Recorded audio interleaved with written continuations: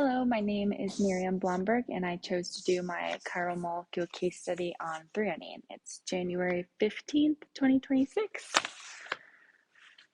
Moving into the IUPAC name, we got a 4-carbon chain, which makes the bute prefix, and then a carboxylic acid, which puts the oic acid on the suffix, and then an amino group on carbon 2 and a hydroxy group on carbon 3, and then a methyl group at the end.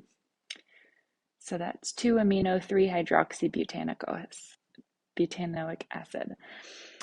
Here are the functional groups: carboxylic acid in pink right here, amine group here, and alcohol group here.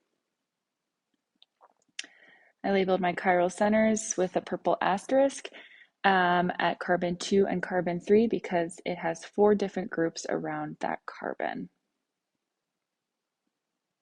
And 2 chiral centers could mean that it could be chiral or achiral, but we know it's chiral because there is no line of symmetry and it's not non-superimposable. Going into the stereoisomers, we know there are 4 stereoisomers of this molecule because I do 2 to the n being the number of chiral centers.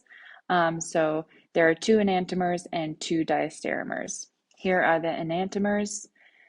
I assigned priority to each chiral center on these wedge dash drawings, and if the hydrogen is wedged, the configuration switches, as you can see in the 2R3S molecule, and you can see that all the chiral centers configurations were flipped, so that makes it an enantiomer. Here are the diastereomers of this molecule. As you can see from the drawings, only one of the chiral centers flipped on each one and not all of them. And then we go into the constitutional isomers, which have the same molecular formula but different atom connectivity. So they're all C4H9NO3. And here we can just see that the atom connectivity changed by moving the methyl group, the amino group, and the alcohol groups or hydroxy groups have just switched around.